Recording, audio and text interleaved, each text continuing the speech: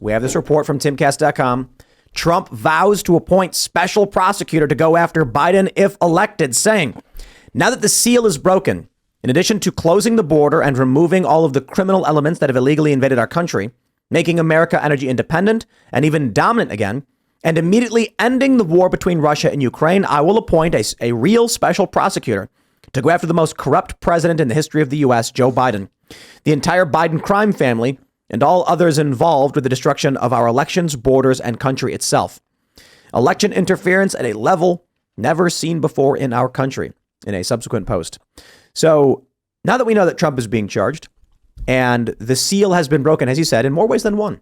Seal has been broken. Well, this is it. Yeah. There's no way out of it now. The next time a Republican gets elected, it's going to be political lawfare. 100%. And it has to be because, you know, when he kind of campaigned on this whole lock her up, we're going to go after Hillary Clinton. And then I think he got elected and he went for this thing like, let's be compassionate. Let's unite the country. Let's bring people together. And it was a huge mistake. I mean, look exactly what they're doing. Yeah. And I don't think he'll make that. Yeah. I don't think that mistake will be made again. Yeah. Jack? Getting a report now from my guys at Post Millennial. They are saying the sites are back up. They've got all the information from the bombshell story that resulted in a DDoS attack. Post Millennial, Human Events. Make sure you go subscribe, by the way, to make sure that we can fend off the next DDoS Great opportunity attack. for a plug, by the way. All right. But yeah, we pull up Post Millennial quite a bit on the show, and we have Libby on quite a bit. And we appreciate it. What happened is before the show, I'm like, let's see what the Post Millennial's on about, and it wasn't working. And then Jack's like, well, we just put out these big stories, and sure enough. But back to Donald Trump. I thought it was just arresting at one point, and yeah, no, it was too big. Yeah. But Trump's gonna go after Joe Biden. So obviously, Brandon and I are in agreement. Jack, I'm curious what you think. It's gone too far. It's really gone too far at this point where you've got a situation where this and keep in mind that it's not just, if you think it's just Joe Biden and Hunter Biden that are taking foreign money in the United States government, if you want to be serious about this, and I would say as a way to take this out of the necessarily like left-right dichotomy of it, Republicans are or Democrats are going after Republicans. So Biden and all his guys are going after Trump, and they're saying, "Oh, you didn't, you didn't say it was declassified, even though he's the president. He has declassification ability." They're going after him for all this stuff that we already know that Hillary got away with. To take it out of that, I would say that you don't just need the special prosecutor for Biden. I do that, obviously, because we've got way too much information now. Plus, by the way, apparently there was an investigation that for whatever reason, this level, the highest levels of the FBI are protecting the Bidens, even though we know that they already have this information. They had the information when President Trump was asking about it. They wouldn't give it to him. He goes and asks Ukraine about it because he's like, well, if I can't get it from my side, I'm going to ask the other side, because he's a problem solver, right? He's a pragmatic guy, businessman. That we need an entire commission. I think we need a federal commission about foreign money that's going in. This is something where, look, if you're a Bernie Sanders supporter, or I guess these days you would say an RFK supporter, and you are actually concerned about money in politics, wouldn't it be a massive issue if there were foreign oligarchs and foreign funds that were paying into our politics, and shouldn't we know about that? Yeah. And it's probably worse than just that. I mean, I'd imagine the Chinese Communist Party is heavily investing in political candidates, and they can do it through very special ways. They can give money to a corporation that does, as I was mentioning earlier. Dianne Feinstein turned this into a cottage industry for her and her husband. It's not so easy to prove these things. A company that sells sombreros in China sends $2 million to a company that makes a specific fiber they use, and they say, here's what we do. We have that company double its order, so it looks totally normal. Then that company that does the fibering hires a few consultants at $200,000 who then hire this plumber. And so it all looks legitimate. And how do you know which one was the bribe? They do these things in Chicago all the time. Hey, that contract that's coming up? Get us that contract for, this amount of money. And then I'll talk to my brother and we'll make sure that he buys from you next time. And then that's kickbacks. That's how it all works. So China can say, we're going to buy X product from your company so long as X amounts of those dollars go to this political action committee through you, because we can't legally do it and no one will be able to prove it. Well, or just looking at the Feinstein situation. So Senator Feinstein in California was one. So she's green energy, right? She's climate change. We have to protect the environment. What did she do? She used legislation and she championed legislation in this country to prevent the development of rare earth elements within the United States, that we are not going to go after those. We are going to protect them. We're going to leave this sacred land exactly the way it is, exactly where it is. Meanwhile, what's her husband doing? Her husband is being given deals in China with the exact same companies that are going after rare earth elements and then purchasing those resources and the mineral rights all around the world for China. How did they corner the market? They cornered the senators first. Yep. Man, what were you going to say? I was going to say Trump's got to arrest all of them. It's not just Biden. This is my feeling about what Trump's saying. He's like, when I get back into office, I'm going to arrest them. I'm going to set things right. And what it feels like is a story of like, he came in the first time. He's like, all these poisonous snakes. I'm going to kill all these snakes and make it snake. And we're like, okay, good. Less poisonous snakes. He went in, he didn't destroy the snakes. And then he got bit by one. And now he's poisoned. And he's like, when I get back in, I'm going to kill all the snakes. And you're like, dude, relax, rest. You've been poisoned. Like, they're already hitting him with like 70 plus federal felony charges. Like, dude, you're in no position to run for president because right now. they're terrified of him. I know. He's absolutely in the position. I mean, he's a position where they can take him off the ballot if he's being There's a indicted reason for that felonies. nobody else is being targeted like this.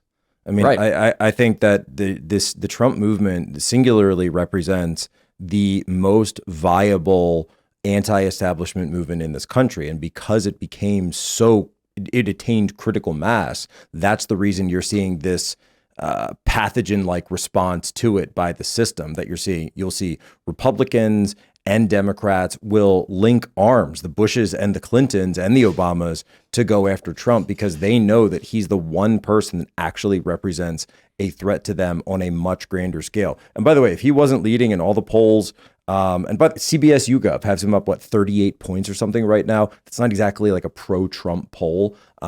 He's leading Biden in many national polls. I think if he wasn't leading, you wouldn't see these charges. You wouldn't see anything about him. That would fit more the, hey, let's let this guy go, out to pasture kind of model. But you think he's too damaged? Is that what Well, I think not psychologically, mentally, anything like that. Just he's in a legal state right now where he's going to have a hard time getting his name on a ballot. Like But that's the point. Yeah, exactly. So what do you mean getting his name on the ballot? From what I understand, if he's indicted for federal charges and then found guilty on any of them, they can take his name off the It's not ballots. true. It's just not Is true. that not right? Well, some people are saying that the indictment states will make moves to remove his name from the ballot. He can still run. He can still be elected. He can pardon himself. I don't know if it's true, but people have chatted to us saying that. So there's two pieces to this. One is that, so the only thing that can prevent you from being president is an impeachment. Like fully prevent you from being president is impeachment. It's the only thing the Constitution But you mean says. conviction, right?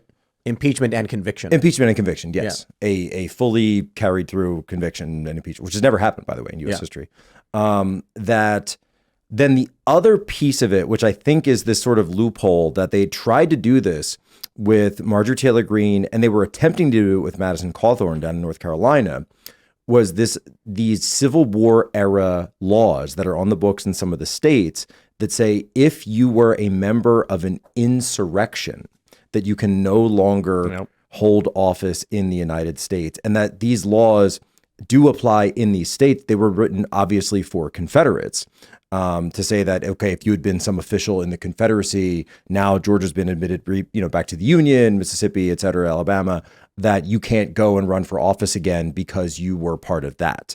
So what they're trying to do is apply that. So if, and I believe they will, by the way, like this indictment tomorrow on Trump is not going to be the only one. They are going to continue on with the indictment in Georgia over, find the votes, which, is like just Trump talking on a phone call.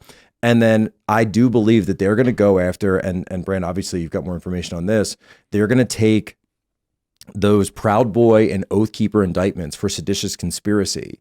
And they're going to, and Julie Kelly's talked about this as well. So, I'm not going to say like this isn't 100% my idea, that they're going to just switch the names for President Trump because that then, by the way, in a DC district would trigger those laws in those states and set up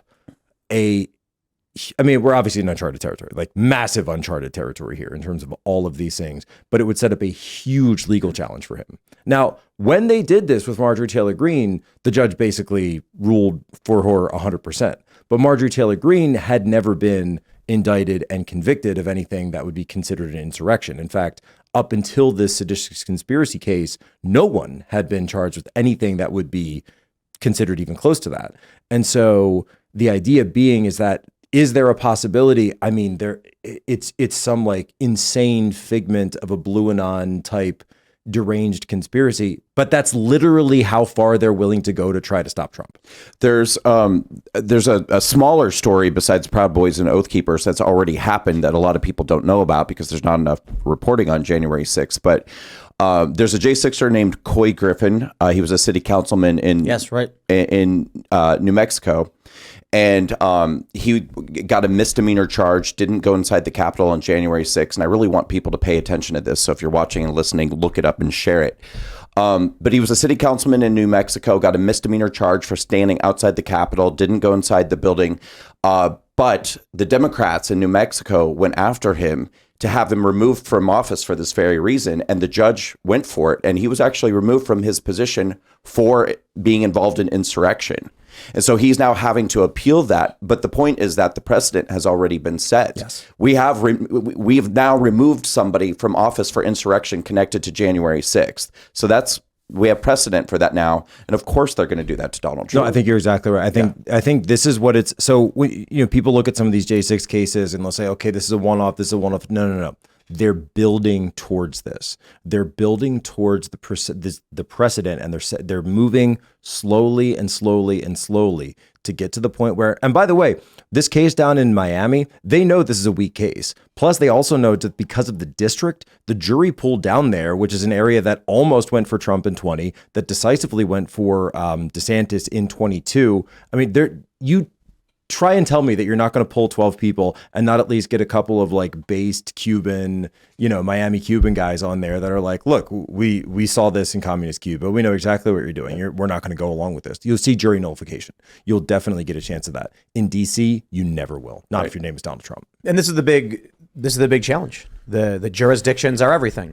Yes. The political and cultural bifurcation in this country is so near absolute that if you can have any liberal district just be like, we'll indict them. They can indict you for anything. Some random liberal district in Washington can indict anyone, and then you can indict a ham sandwich. And then the people in that district will convict because they don't care about any kind of constitution, community, or laws. They will just say, nah, you're guilty. So that's why when we talk about Trump and these indictments, I'm asking people, like, you really think a New York jury is going to acquit Donald Trump? You really think a DC jury will acquit? Well, he's going to be in Miami. So that's a maybe for sure. Right. Miami, I would say he's got a 50-50 chance. Probably even stronger than that because there's no, and keep in mind that Miami, even though that's where the court is, the district itself is actually bigger than just Miami-Dade County, right? The Southern District of Florida. So you've got, remember how many people moved down because of COVID, et cetera. We all know the story, right? And the trending of Latinos and the legalized Venezuelans that have gone there, the Cubans. So I think he stands a pretty strong fighting chance in that area just based on the jury pool demographics. But look at the rape civil trial in New York. You had a guy on that jury who even said he had seen a few episodes of Timcast, still saying that Donald Trump is responsible for raping that woman in the most insane story we've ever heard. So you look at New York, and I'm like, bro, they're gonna convict him, and and the judge is going to say jail time. I don't see a scenario where a judge is like, well, now hold on, Donald Trump's a good guy, so we're not gonna. They're gonna be like, lock him up. New York is a very bad venue for Donald Trump, but it's not as bad as DC, I don't think. And he's actually more popular in New York than people think. People are. It's overwhelmingly people are against him there, but he's more popular than people think in New York. No, I don't see. So first, what'll happen is the jurors' identities will get leaked. And then the judge will probably be like, who cares? Something like that will happen. Then you're going to hear no juror who is entering the courthouse to pass judgment on Donald Trump, to issue a verdict, is going to, whether they like Trump or not. I just don't see it happening. The reason that one guy probably said, yeah, you know what, Trump is responsible for this, is because they probably said to him, listen, they're probably sitting in the jury deliberation room, whatever room it's called. And they said, I don't know or care about Donald Trump. I don't want Antifa throwing bricks at my window. Exactly. Guilty. Yep. Well, that's a tampered jury. You need Good luck. Yeah. How do we expect to have an impartial trial in this situation? But because Ask Derek Chauvin. this is the case that happens when you have a country that's been so bifurcated the way we have, where our access to information has totally changed because of the internet, where and the rise of cable news, that you've set up a case now where there is one part of, so conservatives generally will say, well, I want to hear the other side. I want to call out. We want to keep everyone on the same standard. We want to make sure that, everyone's playing by the rules.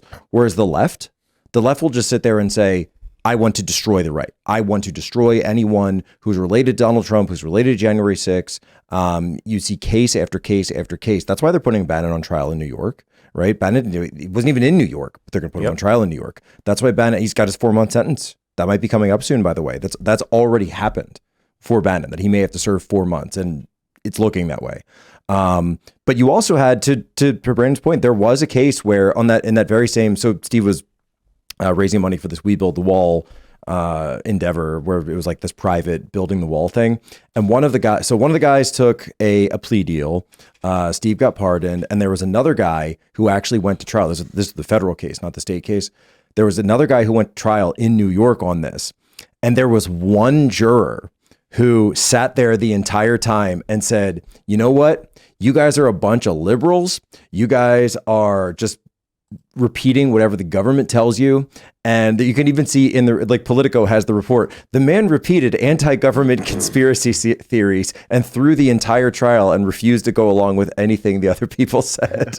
So somebody, I think his name was Roberto, that someone actually did get in, like a normal person got onto one of the trials. And stood up to these guys. And stood up, yeah. So was it a hung jury or something? So it was a hung jury. But that being said, not exactly a great legal strategy if you're hoping for that. But the media also has gotten very involved in the justice system. Yes. And I think that I wouldn't be surprised if they're bullying jurors and stuff as well. I mean, throughout my J6 criminal case, I had reporters from CNN contacting my prosecutors, asking them to rethink giving me a plea deal. I mean, literally just inserting themselves into the system. MSNBC had a guy chasing the Kyle Rittenhouse jury. Remember the jury van was going back, and then they lied about it. They lied about that it was happening, and so MSNBC put out the statement, and then NBC as well, because it was like he was an NBC stringer basically, and they said, "Oh, we don't have anyone doing that." And then they found they found the guy and said, no, here's the producer. I work for him, because he was, he wanted to stay out of jail basically. Yep. Yeah. And 100%, that is 100% what they do. Thanks for watching this clip from the Timcast IRL podcast. Hang out with us live Monday through Friday at 8 p.m. and become a member over at timcast.com for uncensored, members-only shows exclusive. Thanks for hanging out, and we'll see you all next time.